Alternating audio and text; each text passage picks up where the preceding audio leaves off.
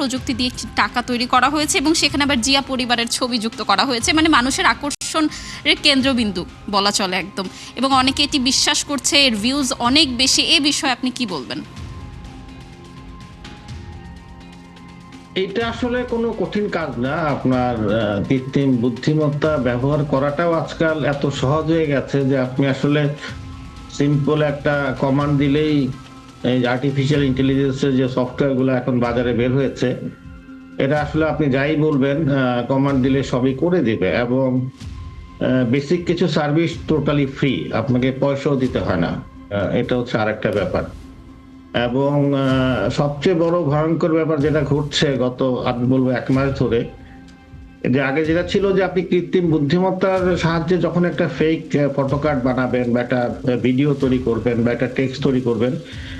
সেটাকে আবার আরেকটি কৃত্রিম বুদ্ধিমত্তা দিয়ে পরীক্ষা করে বের করা যেত, যেটা আসলে আর্টিফিশিয়ালি ফেক একটা নিউজ ক্রিয়েট করা হয়েছে, এটা আসলে সরাসরি কোনো ছবি না বা কোনো ঘটনার না, স্ক্রিপ্ট না। এখন রিসেন্টলি আমরা যেটা দেখছি, স্টিলথ ফাইটার নামে আরেকটা অ্যাপ বের হয়েছে, আরেকটা সফটওয়্যার বের হয়েছে। আপনি যেটা ব্যবহার করে এই কৃত্রিম বুদ্ধিমত্তার সাহায্যে যে যে জিনিস বানাবেন, আপনার ফেক নিউজ বানাবেন, এই সফটওয়্যারটা ব্যবহার করে সেটাকে আসলে আরো রিফাইন করতে পারবেন, যাতে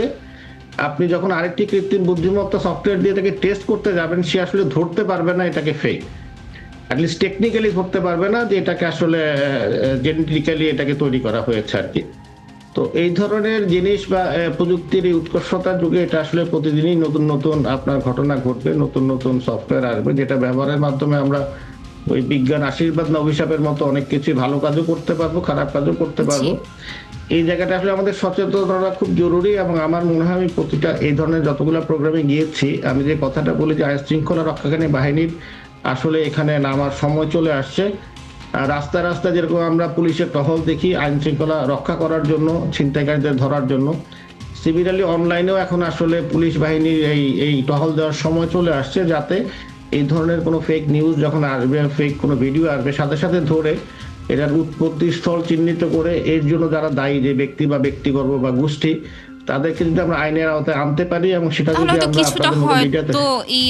গুজবগুলো ছড়ানো বন্ধ করা যাবে, আপনি যেমনটি বলছিলেন।